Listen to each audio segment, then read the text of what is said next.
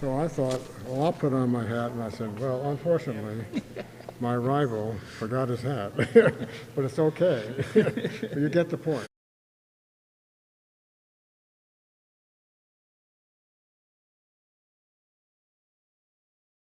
Okay. I just was not thinking. Yeah. I'm sorry your text wasn't on, because I sent you 2 texts just to make sure. This morning? Yeah, I did. You had your text silenced.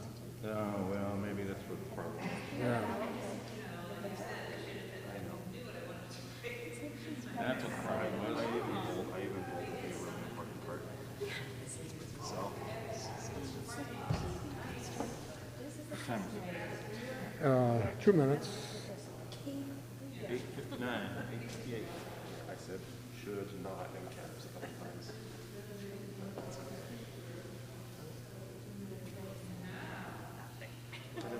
Now, Richard, I don't know what the protocol is, but I have noticed that when people are actually actively speaking, they demask. Yes. Okay. Yes.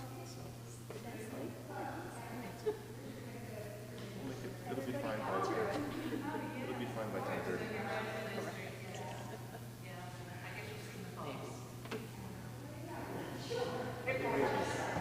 I know it won't be.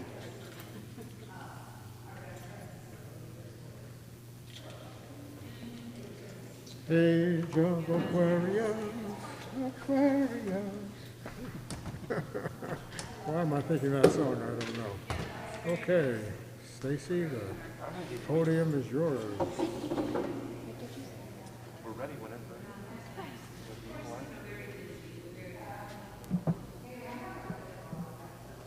Let's talk about that.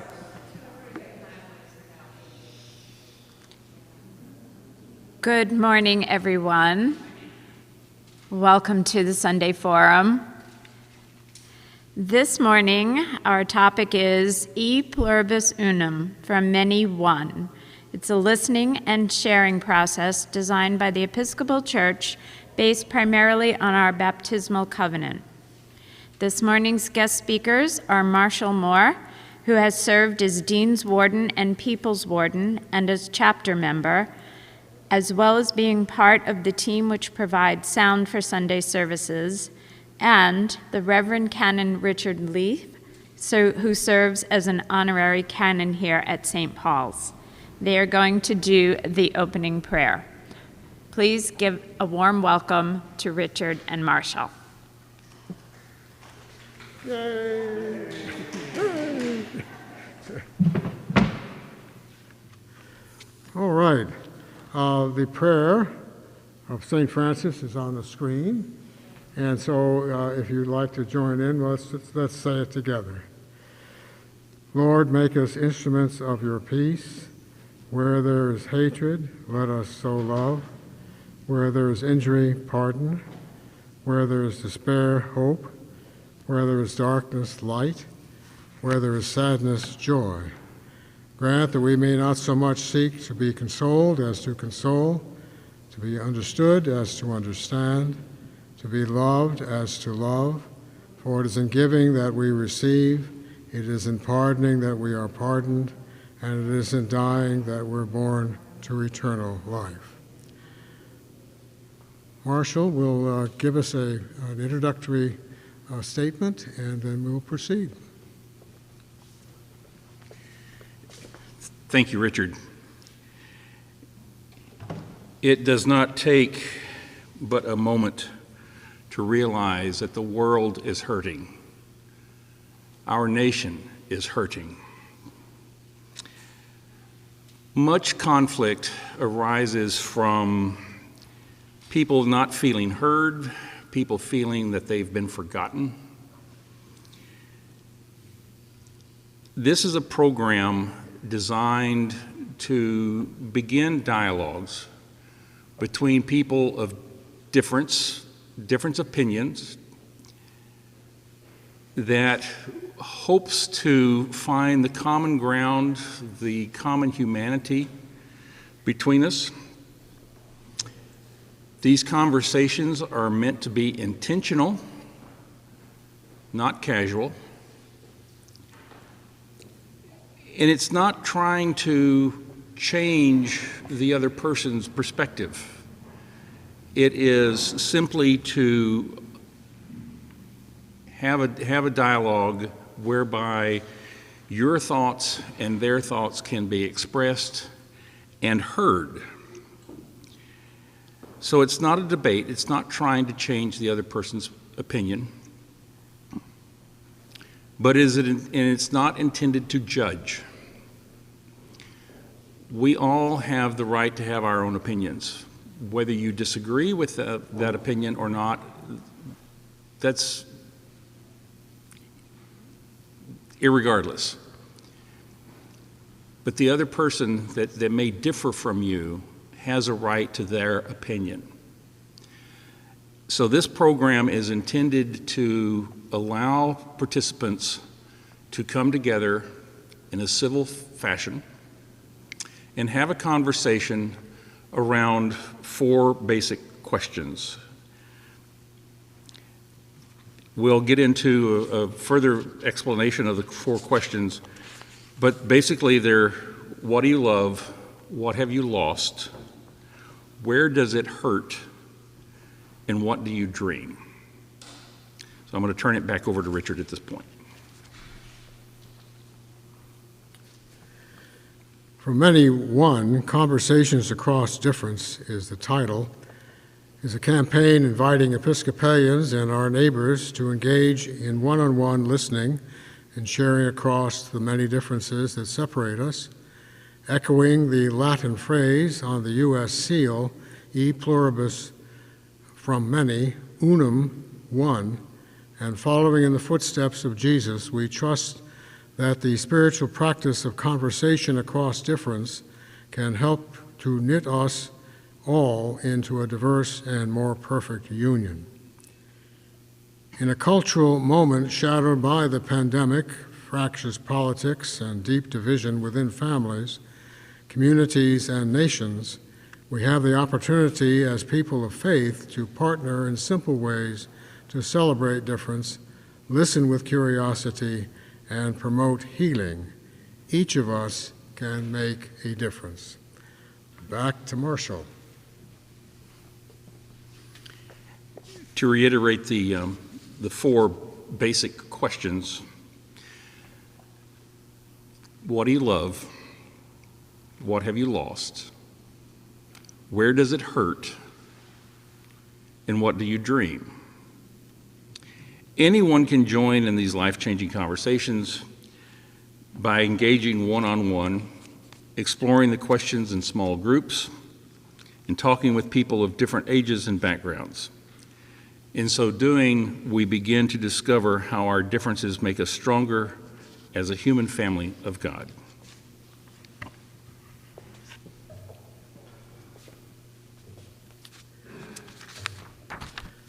We can go to slide. There it is. So this is an expansion of that question, just to give you a little deeper understanding and feel for it. So much of human action, what do you love, and thinking is driven by hate or anger, but by the urge to protect what we love. By asking and sharing our answers, what do you love, each of us has a chance to name and to hear what matters most to us and why. It is harder to argue when you start from what we love. And the second question, what have you lost? What keeps you up at night? What has been lost in your community? What do you miss? People across the spectrum understand the experience of loss, the loss of money, jobs, status, national identity, cultural identity, a sense of security, a sense of that they matter. By asking and sharing our answers to what you have lost, we become curious about what each of us has lost, what we are grieving, and perhaps what we are trying hard to get back. Marshall, when you want to lead us on the number 3 and 4, this is the next slide. There we go. So the third question is basically, where does it hurt? Where have you been wounded by life? What makes you angry? How or where do you feel that pain and anger? Regardless of our race, gender, age, ballot choice, earnings, or location, we all know what it is to hurt. By asking and sharing our answers to where does it hurt, we become curious about how each of us has been wounded by life, by others, by social forces. Instead of assuming others are fine and only I or my group is hurting, we offer up our experiences to learn of others to offer one another compassion. The final question is, what do you dream? What do you hope for the future? For yourself, your family, your community, your nation? We all dream of a better world as we imagine it from our own personal perspective, but we don't get to hear or share that vision very often. Instead, people often assume that their own ideal picture of life, community, and society is shared by everyone, or that is certain others can't possibly want the same kind of future they do. By asking, what do you dream?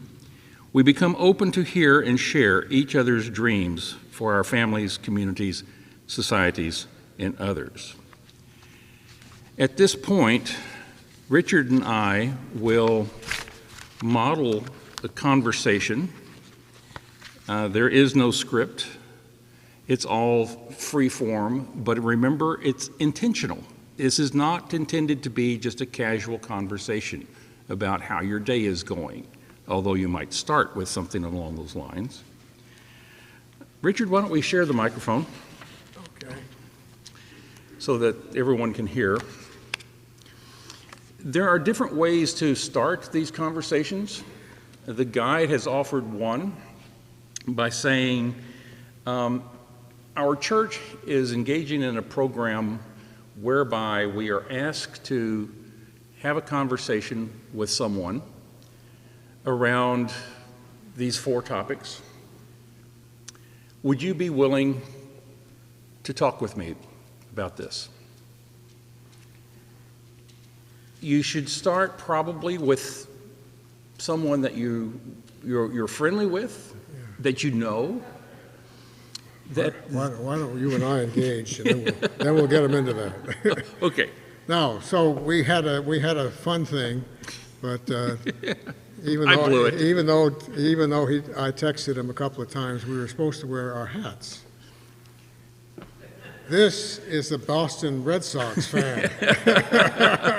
Okay, now we've made our point anyway. I'm being blessed. You are being blessed. Okay, so that's right. So even folks diametrically opposed in the world can still come together. There we are. In common ground. Okay. Well, what do I love? I'll start it off, and I've got a cheat sheet here, very quick. But family. It's wonderful to be in love for 60 years, come June 23rd. Family, Jesus' love for us and for me. People, let's just love to be with people, one-on-one particularly. Sacred dance is very meaningful to me. I've always been in love with our country, and no matter if it's ups and downs, I'm an American, and I'm proud of it. And I value peace and freedom for all. I also value being as healthy as I possibly can. I most of all enjoy being a priest, and that is 57 years yesterday, right? Was that right? 56. We got it right. Get it right. Fact checker in the crowd. 56 years. And I'm very interested and dedicated to peace and justice. Sir, what do you love? Top of my list, I love my wife. I love my family. I have a large family, many cousins. I love being part of an organization larger than myself.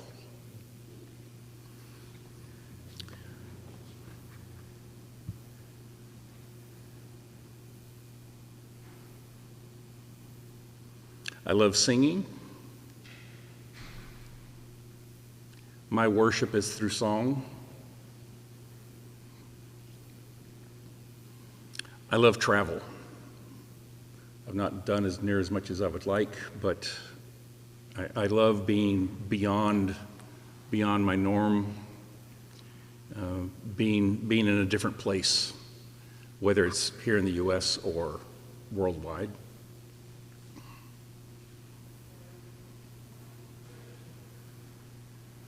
Yeah. Okay, thank you. Yeah, we can just say thank you and only ask questions if you need clarification. All right, well, what have you lost? What have you lost?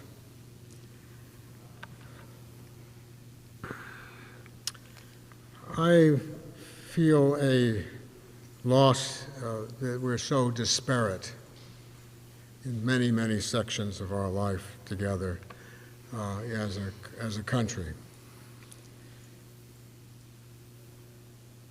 I feel a loss of the things that I have done and things I have left undone. And as the old prayer book says, and there is no health in us, I can discover that, especially during Lent. Loss of a feeling of security, that we are less secure than we seem to have been before. I feel powerless in the light of all this.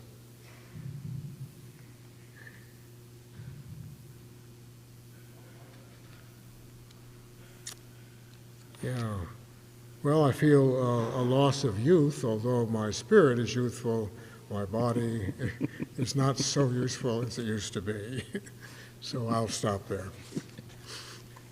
I can certainly relate to that last point. Yeah. Yeah, my body no longer recovers as quickly as it does, and simple things have become more difficult. What have I lost? I've lost that feeling of commonality. That I know our country has had differences since its beginning, but it seems now that those differences have just been magnified and amplified so much more that we have lost looking at what brings us together. And I deeply regret that.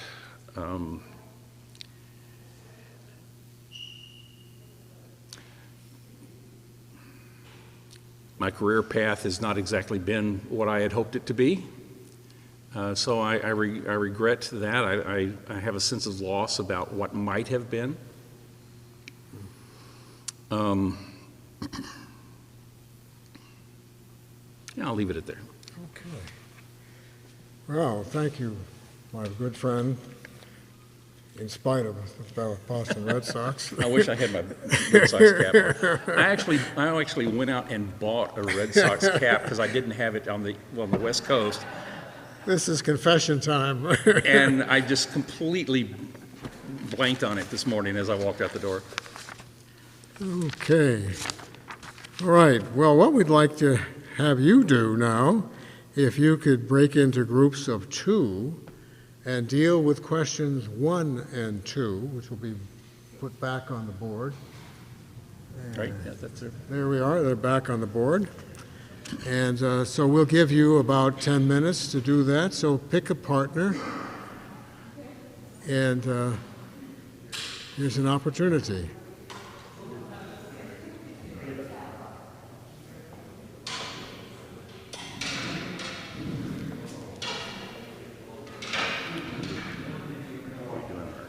I think we're doing okay.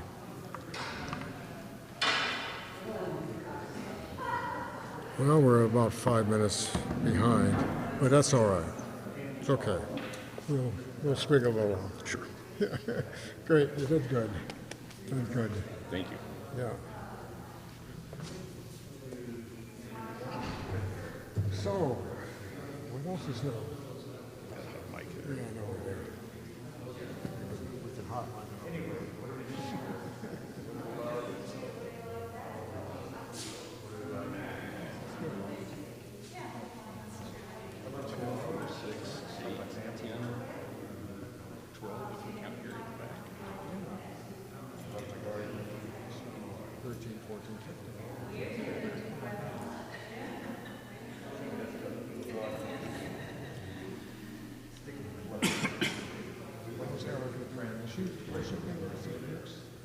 No. Well, she does online here. This morning, she is something as I introduced to her yesterday, getting the ox out of the ditch. She said, "I've never heard that expression. What do you mean?" And I said, "Well, in many faiths, Sunday is sacred. You're not supposed to work, right?" Okay. So, but you can save life. So, if your ox has gotten fallen into the ditch, it is permissible for you to get your ox out of the ditch to save the life. So, you just stretch that a little bit. that gives you then license to do work on the Sabbath. But the strict Levitical thing was that you were not supposed to do that. But they did. So Jesus was saying, look, here's the reality. This is a Texas variant, I guess. But she has a new company that she's working with, and they have a big report that we have to do, and they are behind. So she is taking this opportunity to. She worked all day yesterday on this thing, so she's taking this morning to remain at home. And as I mentioned to you, we're going to the theater this evening. So thanks again for the very generous invitation to join you. We would otherwise have loved to. Absolutely. Look at the time again here. So, we're doing well. We're doing well. Great. Super duper duper. I'm going to get a cup of coffee myself. Wonderful idea.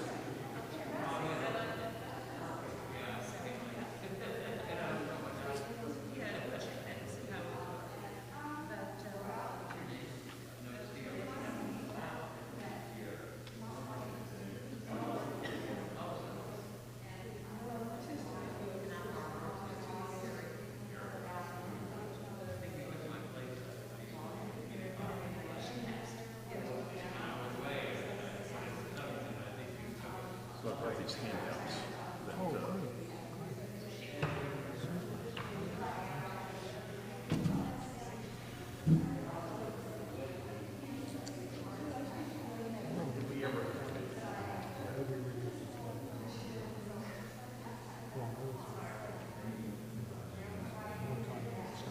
yes.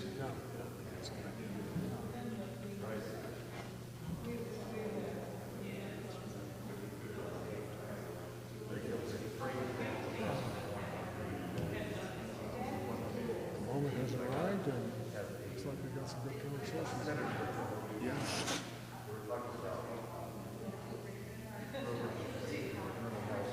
So, what's your most interesting job that you're on? You're being the chief digital. That's good. Thank you. I thought that was, interjecting a bit of humor is a fun thing. Young Benjamin he bought his first condo. So his introduction to property ownership, and Richard, the market is such these days that you basically have to waive any sort of inspection because there are people that would come in behind you not willing to waive that so that they can move quickly on the property. So this place is, it has some issues.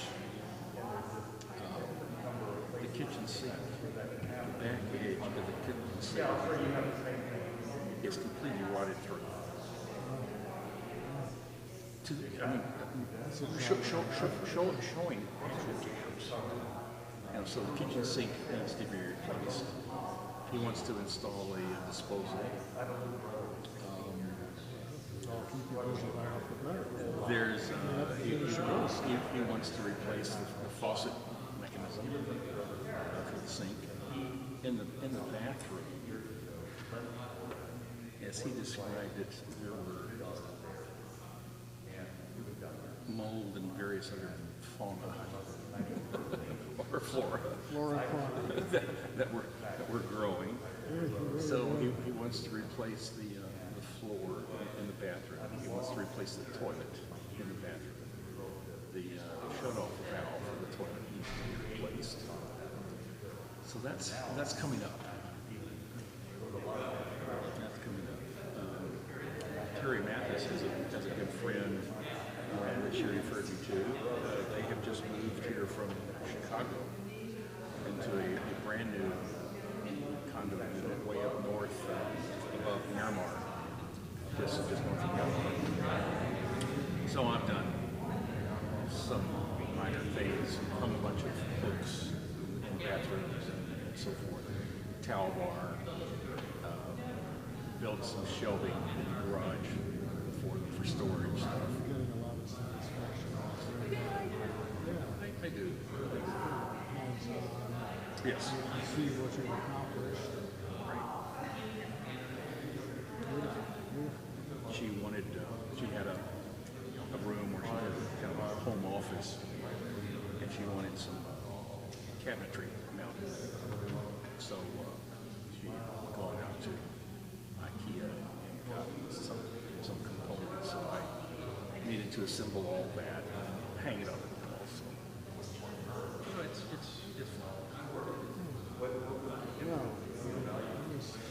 Shall we move on?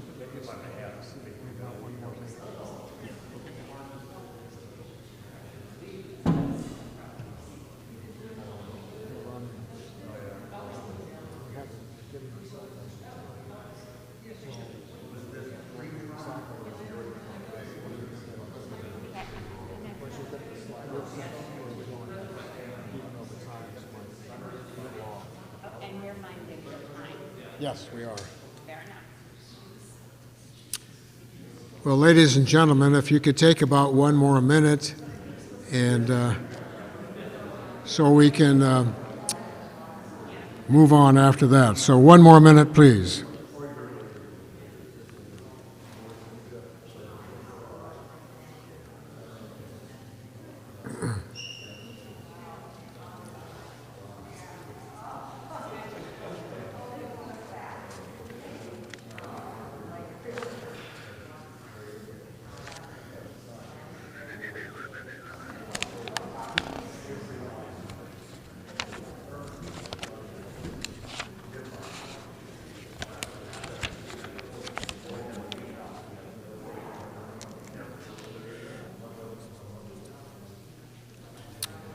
Okay, if we can regather as a large group, that'd be great. Thank you all for participating. And Marshall and I want to just engage in a conversation with you about how did this feel? How did this feel to deal with these two questions? And what was your experience? Who would like to venture forth to tell us that? Yes, please. What I noticed is that all of us had very similar. Can everybody hear it? Why don't you come to the mic? Yeah. We should really bring the mic to you, but. Okay. The podium is yours. Thank you, sir. Yeah. Thank you, sir. I've heard good things about you, by the way. What I noticed when I was talking with my friends here was that the similarities between what we have experienced, and we couldn't quite figure out whether it's, which one of the questions it goes to, but all of us have family members that, let's just say, are different, have different perspective on the world than us. And I've been dealing with this a lot because I went back to Florida for my mother's 90th birthday and brought my brothers with me, and there was a lot of family drama, let's just put it that way. But all of us have to deal with the family that we are born into, and that changes our trajectory in our jobs, it changes our trajectories in life, the choices that we make. But we also all agreed that we're really happy that we were chosen to be born in America and that we live here and have the freedoms that we have. So. Thank you. Yes, sir.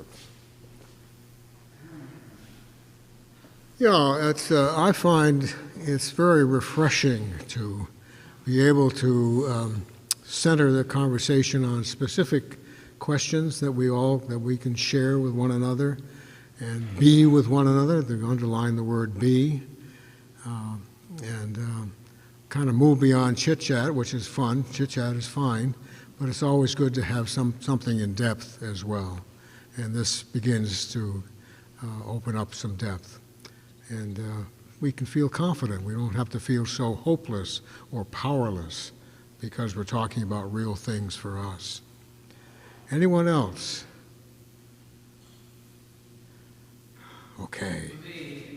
Okay, Jerry, come forward, please.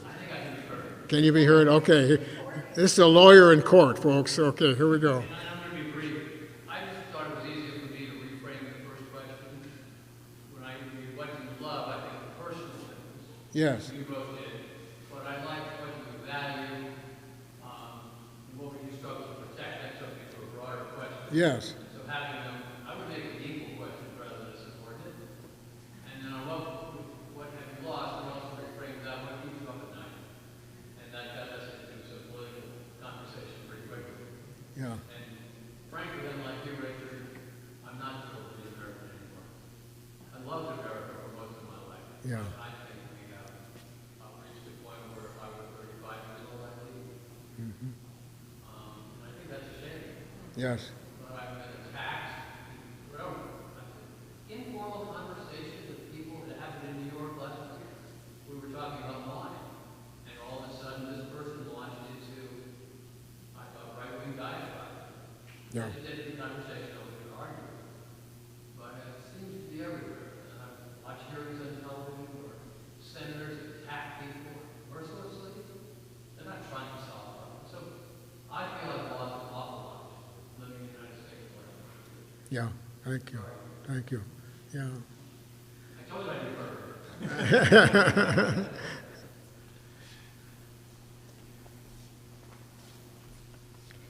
I think you essentially said this, Blair, but so what we found almost, I was talking to Michael Evans, what we found almost immediately was that we had something in common as we talked about what we love, and that often can happen with somebody that you really differ with. Like, we have a lot of differences with our older son in politics, religion, you name it, but we can always find something in common. And if you ask these questions, it can get you to the common rather than the division, I think. Thank you. Please. Jerry, you bring up a very good point about people that seem to be so diametrically opposed to your own personal thinking. How do we break through this? How do we get past this place where we seem to find ourselves today? I think we can all agree it does no good to retreat into our own silos. That just cements positions where they are. And it doesn't enable us to find that common ground and to find that commonality between us whereby we might have a chance of moving forward. It would be difficult. And as I said when we first started, that to engage in this program, start light, start easy, start with someone you already know and you have some shared relationships with, to simply practice the exercise of being intentional about the 4 questions. And then once you've gained some traction and once you've gained some comfort at that level, then you can start to talk to your grocer or your delivery man or whoever it might be. And ultimately would be talking to people of difference of opinions. But what good does it do us to sit in our own silos, our own echo chambers, and not bridge that gap? So this is very much intentional talking across divides, as the title includes. Thank you, Marshall. So we want to look at questions 3 and 4. So we'll turn you back to your groups, and we'll got that up on the screen. And if you can turn back to your groups, and we'll do it again on the questions of where do you hurt, and then what do you dream? So have at it for about 10 minutes. Thank you.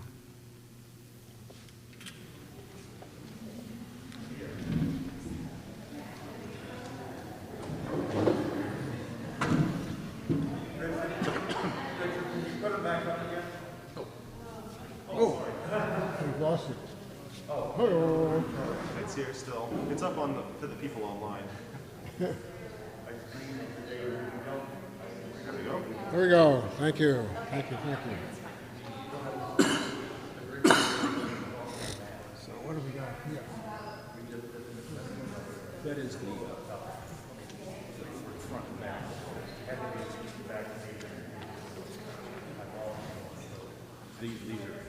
These are documents that I pulled from resource listing.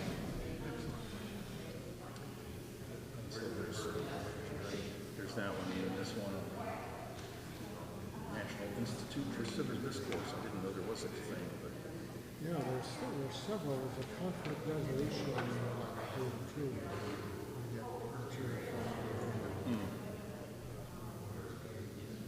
Decide when I'm going to put my time. Yeah, of course. So, yeah, okay, we're doing it.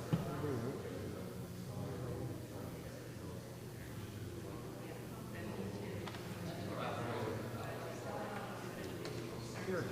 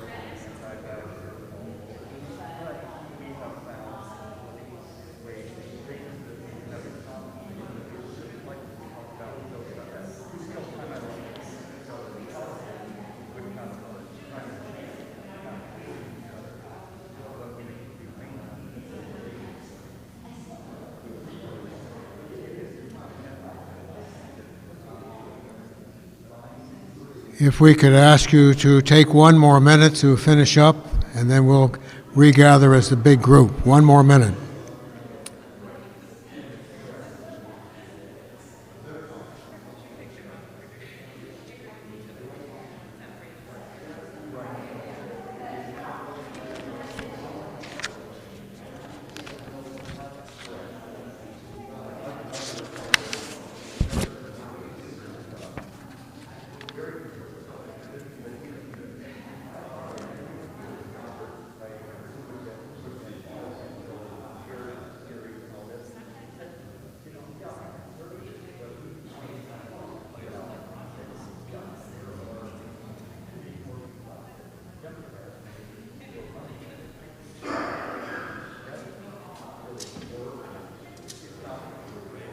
Okay.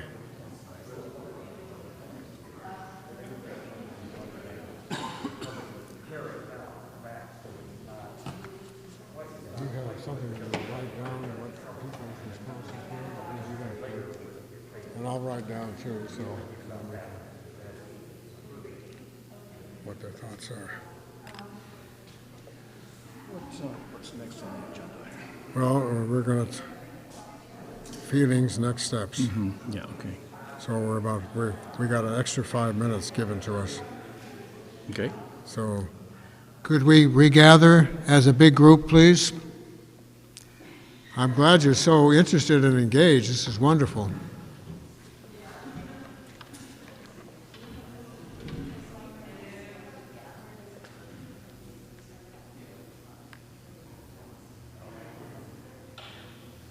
All right. What was your experience with these two questions?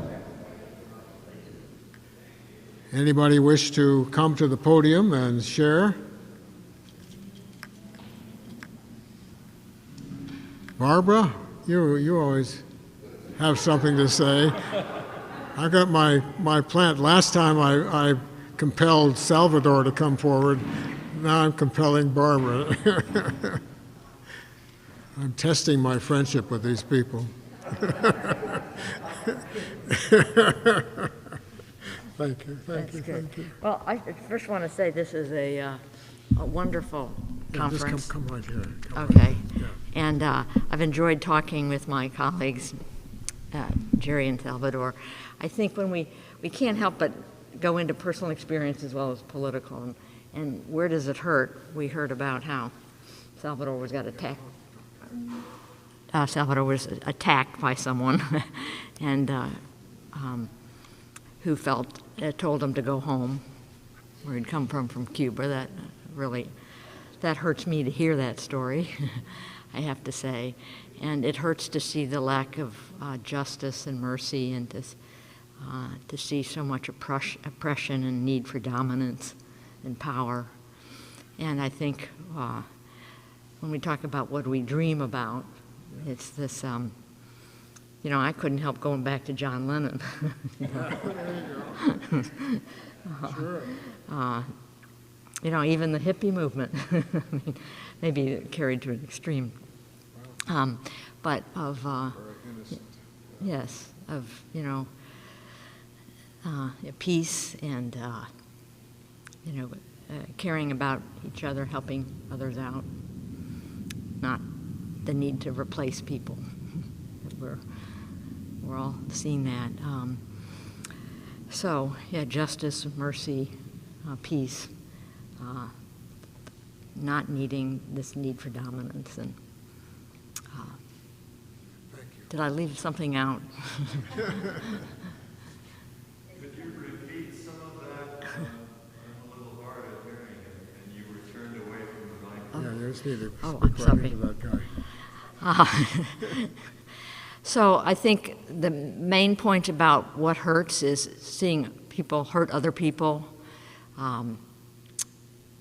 This idea of they need to have power and dominance, and the lack of kindness, civility, consideration for others, and dreaming of that, the opposite, as espoused by John Lennon. All right. Thank you very much. Anyone else? Thoughts? I'll pull the same trick. Calvin, you've always had a good... As I say, we're testing our friendship.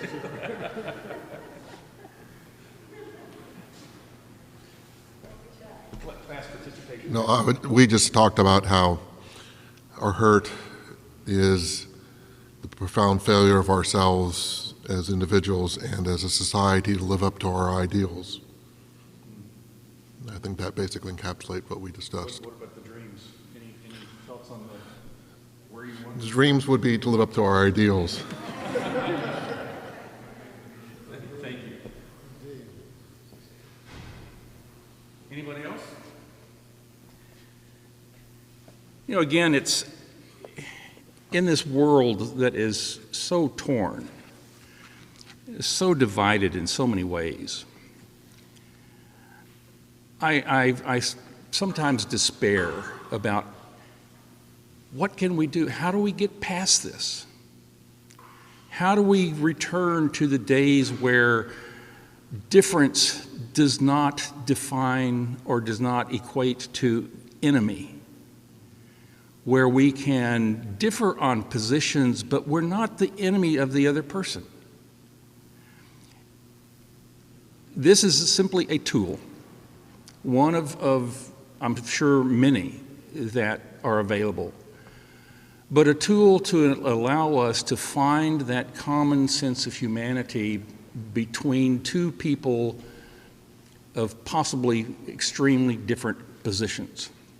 We have to remember that there is more that we share than where we differ. There may be the rare instance where that's not true. But what is our choice?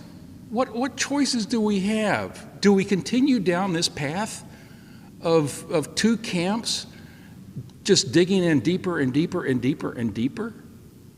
What does that foretell? So this is a tool designed to enable two people or two small groups. It is possible to do this in small group settings to come together and to speak honestly about these four questions. And it requires some vulnerability. It requires some willingness to expose yourself a bit. Sometimes it's maybe easier to do that with a complete stranger than it is with someone you know. I'll leave it at that. Thank you for the reiteration. That's important.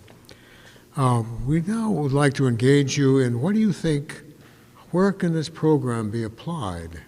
What are the next steps? I mean, you've engaged in it, you have an experience of it now, and with people that you can feel comfortable with, more or less.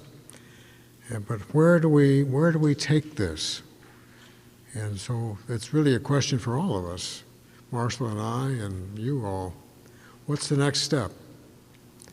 Any ideas, any thoughts, any inspirations? What can we do with this tool? Where can we apply it to the cathedral? Where can we apply it to our family relationships? Where can we apply it to anything? Barbara, again, raise your hand.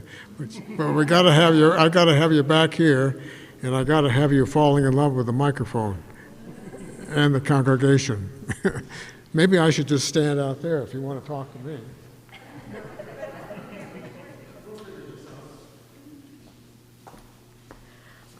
One of my sadnesses is that people in my family or relatives are of a different political persuasion, and I value harmony with them.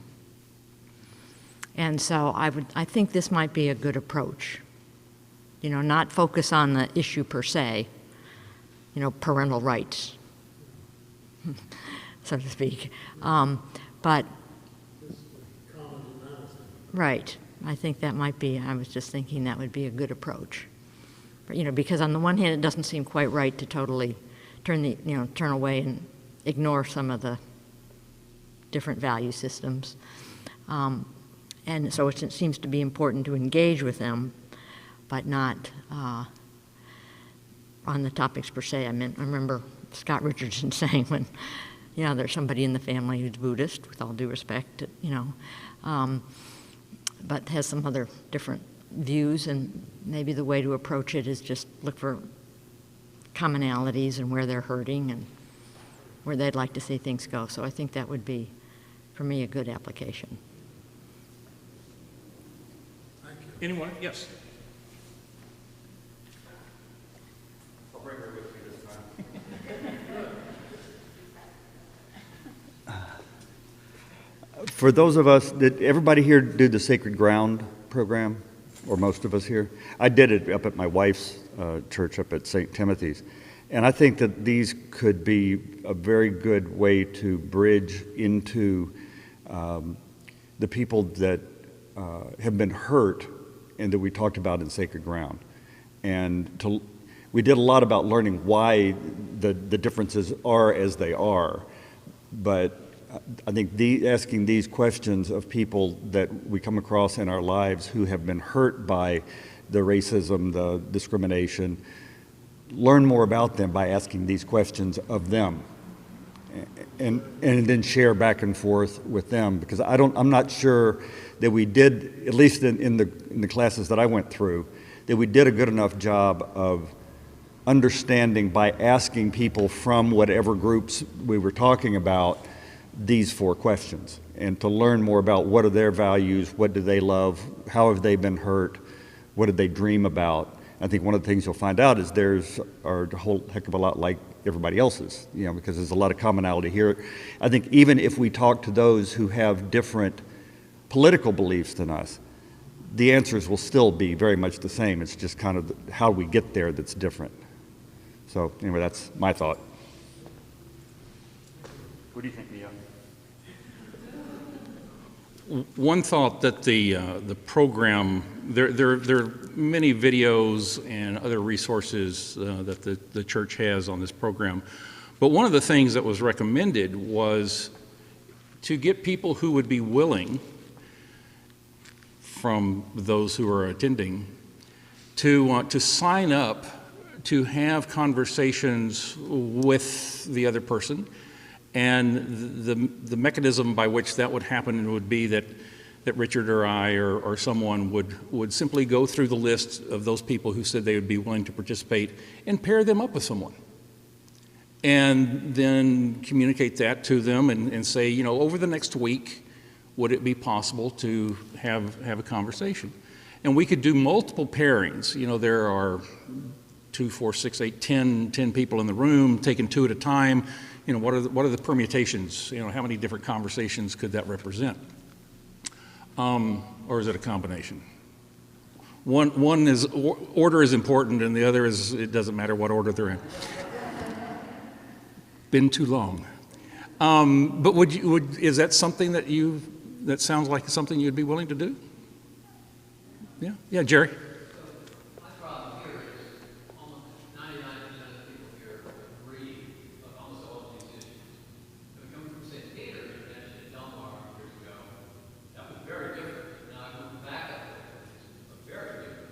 You need to get people from different backgrounds in these conversations, not just us. Yes. And I have a suggestion for a model. We should have our presiding bishop Curry do a conversation with the Catholic bishop in San Francisco.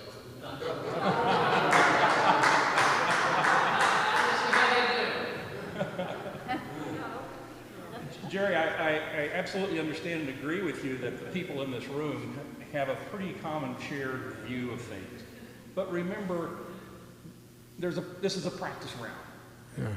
Getting comfortable with the questions, getting comfortable with your own answers to these questions before you branch out and you start pushing the envelope of the people that you engage in.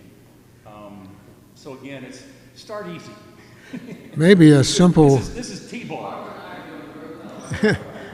maybe a simple way to do this would be that you have experienced a program that meant a lot to you, and it'd be kind of interesting to share with you 4 questions, and to have a conversation around those 4 questions, and say to the other person, would you be willing to look at those 4 questions together with me?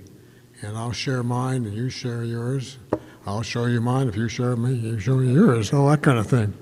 So some easy way of introducing it to the other person. Maybe one suggestion we could try is kind of a combination of these. Yes, people that probably think similar to us but have a very different experience. Could we arrange something with the person from St. Luke's, with all of the refugees Sure. that are there? And Wow. because they view life as sort of the way we do. Right. Their experience That's a is good. very different, and we're trying to help them to move forward with their lives. And understanding the answers to these questions, I think, might be very helpful. Great, great, good idea, good idea.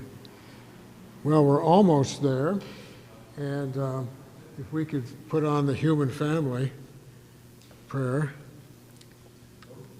Yes. But go ahead, please. Anybody else? Gary. Our dean, can you hear me? Our dean has often said that it is fear that drives almost all bad human behavior. I didn't hear the word fear. I know it's tied up in the laws, it's tied up in Right. other things. But I'm thinking of my own family back east when we drive across this country through a whole sea of red. And that's fine. This is the most useful tool because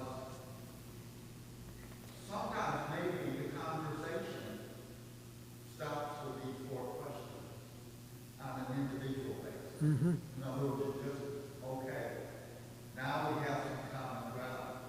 Right. We're both afraid that, say, in the case of people with kids, our kids ain't going to do as well as we did. Thank you, Gary, very much. Paula, did you have something? Just thinking about my own particular experience, I've never had a problem asking people about themselves and what they think. What I fear is something might turn into a debate, and that's not. That's not what this is. Yeah. Right. And no, and I can think of several people I'd like to have this kind of conversation with, but I know it'll end up being very one-sided. Yeah. And especially with family members, I would be very hesitant to go with something like this. Yeah. Yet I'd love to. Yeah. And so I would like to hear thoughts on that. Right. Yeah. You know, I will tell you, this is not a debate. This is not intended to change the other person's position. This is simply to listen. And the other person needs to understand that as well. Understand and agree to that. This is not to get off on a tangent and start, having a debate around the values of X, Y, Z. Well, I understand that. Right, right. Yeah. And so the other person you're talking to would have to also understand and accept and be willing to adhere to that. And if they can't, then there's not really an opportunity for conversation. Yeah, maybe that's why your idea of starting out, as you say, a light discussion. Start is easy. exactly the way Yeah. it goes, because I think of circumstances where I have been put into a situation, this would have been wonderful. Yet I really didn't know the people well. And so I just kind of mixed the conversation by saying, oh, well, I don't think we should go there right now. This requires some ingenuity and also to how to approach it, as well as prayer. To pray before you enter into this, and pray for the other person. Pray for yourself. Yeah. Right. Right. Exactly. What's coming to mind is, I love you. Yeah, I'm glad that you're part of the family, and I'd love to talk with you in this way. So you kind of affirm them right off the bat, and affirm yourself. All right. Two more things before we go to the closing prayer. I am going to have a sheet here that if you are willing to participate in a conversation, again, this is practice round. This is just getting comfortable with the questions and your own answers. So if you'd be willing to do that, there's an opportunity for you to sign up. And I have two different handouts that come from the resource guide. One is from the National Institute of Civil Discourse, Key Principles and Best Practices for Civil Discourse. And boy, do we need that now. So that's a handout. And then also from the program itself, a basic primer on the program of how it should operate and things to think about. And then also from the Civil Discourse curriculum from the Episcopal Church, Tenets for Civil Discourse. So both very, very fruitful handouts. You want to lead us in the final prayer? Yes. Thank you. In closing, let us pray. O God, you made us in your own image and redeemed us through Jesus, your Son. Look with compassion on the whole human family. Take away the arrogance and hatred which inflict our hearts. Break down the walls that separate us.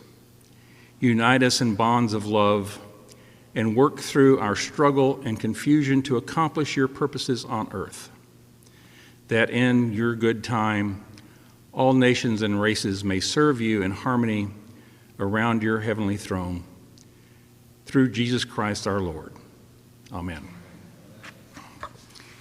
Thank you very much, everybody. Thank you. We applaud you.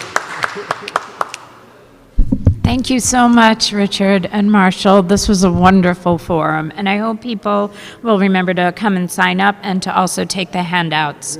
Next week in the forum will be Rabbi Scott Meltzer of Congregation Or Shalom, and he will give us an overview of the different sects of Judaism. So please come, bring your questions, and have a wonderful Sunday.